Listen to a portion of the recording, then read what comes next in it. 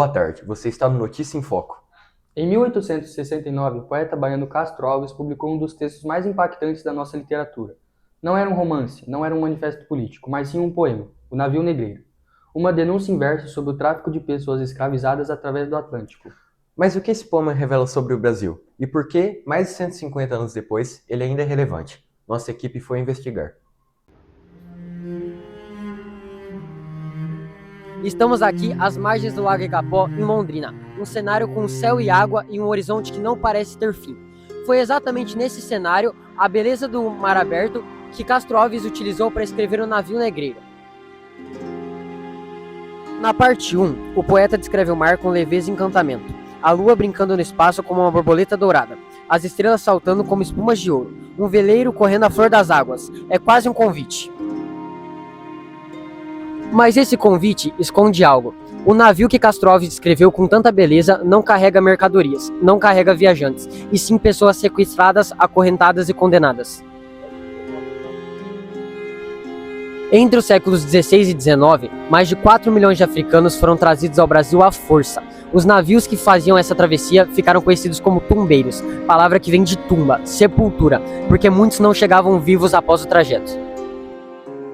Na parte 2, Castro Alves descreve os marinheiros a bordo, espanhóis, italianos, ingleses, franceses, cada um cantando as glórias de sua pátria, lembrando da casa e livres para sonhar. Na parte 3, o tom do poema muda completamente. Castro Alves convoca um albatroz para descer do céu e olhar para dentro do navio. É um recurso literário chamado apóstrofe, quando o poeta fala diretamente com algo ou alguém. A ave desce do céu e o que ela vê? Mas que vejo eu ali? Que quadro de amarguras, que cena funeral, que tétricas figuras, que cena infame viu, meu Deus, que horror. E então a parte 4, a mais impactante do poema. Era um sonho dantesco, o tombadilho que das luzernas a vermelha o brilho. Em sangue a se banhar, tinir de ferros, estalar do açoite, legiões de homens negros como a noite, horrendos a dançar. O Navio Negreiro tem 6 partes, e cada uma cumpre uma função diferente. A parte 1 nos seduz a beleza do mar. A parte 2 nos apresenta marinheiros livres. A parte 3 nos força a olhar para dentro do navio. A parte 4 nos coloca dentro do terror. A 5 nos pergunta quem são essas pessoas e nos responde com dignidade. E a 6 faz seu apelo final. Castro Alves tinha 22 anos quando escreveu isso. Um jovem poeta baiano que usou tantas figuras de linguagem e um tom emocionalmente devastador. Não para fazer literatura bonita, mas para tomar o horror impossível de ignorar. Aqui às margens do Igapó, a 150 anos de distância, o poema ainda nos alcança e ainda nos pergunta: o que fizemos com essa herança? Lucas Marafigo e sua equipe de Londrina para o Notícia em Foco. Obrigado. Para entender como esse tema ressoa hoje, vamos ouvir quem passa por aqui. O que você sabe sobre a escravidão no Brasil? Aqui praticamente acabou, né? A escravidão. Com certeza. Antigamente que era mais tensa, vamos falar assim. E o senhor acha que de alguma forma a escravidão ainda afeta os dias de hoje? Um pouco sim. Tem muita gente que ainda discrimina, né? Bom, foi um período triste da nossa história, né? Não só aqui no Brasil, mas do mundo de maneira geral. Uma época que a gente, graças a Deus, conseguiu ultrapassar e que ficou no passado. Um período que marcou muito negativamente pela exploração das pessoas, né? E você acha que de alguma forma a escravidão ainda tem algum impacto no mundo de hoje? Hoje menos, mas a gente ainda tem reflexos dessa época, né? Principalmente um pouco de preconceito, pessoas em alguns países, em algumas regiões que ainda são exploradas de forma negativa em seu trabalho, né? Que poderia ser mais valorizado. Eu sei que a escravidão ainda ela habita até os dias de hoje. Então, já como você comentou sobre o dia de hoje, como você acha que ela afeta os dias de hoje? A escravidão afeta os dias de hoje através dos lados emocionais. Então, muitas das vezes a gente esquece de qual escravo que vocês estão se referindo. Se é escravo de si mesmo ou escravo de alguém, né? Porque muitas das vezes a gente pensa que a escravidão está vindo desde lá de 1888, né? Quando foi liberto pela a áurea do dito popular da assinatura. A partir de hoje, vocês não são mais escravos.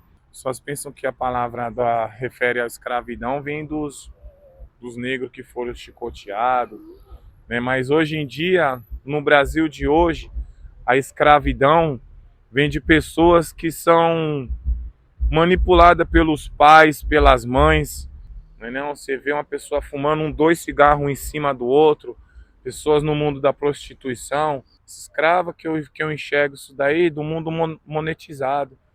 Como podemos ver, este tema ainda provoca reações. Para entendermos melhor sobre o assunto, contatamos alguns especialistas. Hoje estamos aqui com o especialista em literatura Castoldi. Ele analisou toda a obra de Castro Alves. Gostaria de começar pela parte 5. Ela tem um tom bem diferente das outras, não é? Exatamente. Depois ele descrever todo aquele horror que se passa no navio, ele para de descrever e ele começa a questionar toda essa realidade. Ele até exclama a Deus em horror, e ele até fala aqui no livro: Senhor Deus dos desgraçados, dizei-me vós, Senhor Deus, se é loucura, se é verdade, tanto horror perante os céus. Ó mar, por que não apagas, com a esponja de tuas vagas, de teu manto este borrão? Astros, noite, tempestades, rolai das imensidades, varrei os mares, tufão. No livro, ocorre uma grande mudança na vida dos escravizados. Como Castro Alves retrata isso? Nessa parte 5 do texto, o Castro Alves ele usa uma figura de linguagem que se chama antítese. E ela basicamente usa duas palavras que têm sentido diferente, oposto no caso, para contrastar, nesse caso, a vida de antes do navio negreiro para depois que as pessoas embarcam no navio negreiro. E ela usa isso principalmente para mostrar esse terror. Então, um exemplo aqui no livro. Ontem a serra-leoa, a guerra, a caça ao leão, o sono dormido à toa, sob as tendas da amplidão. Hoje, o porão negro, fundo, infecto, apertado, imundo, tendo a peste por jaguar, e o sono sempre cortado pelo arranco de um finado e o baque de um corpo ao mar.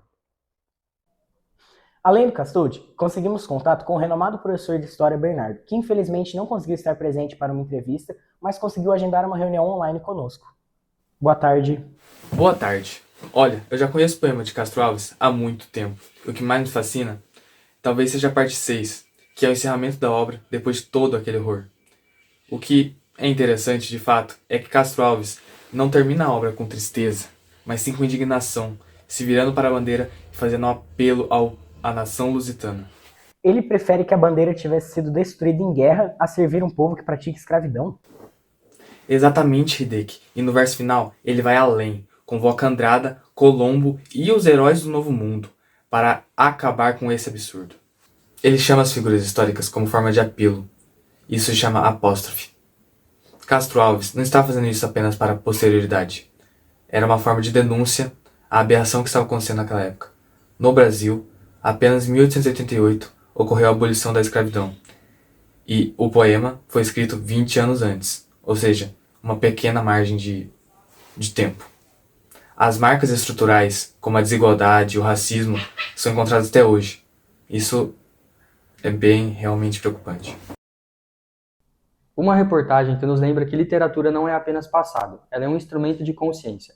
Como escreveu Castro Alves, existe um povo que empresta a bandeira para cobrir infâmia e covardia, mas existe também quem se recusa a ficar em silêncio. Agradecemos a todos os repórteres e especialistas. Você está assistindo ao Notícia em Foco. Boa tarde.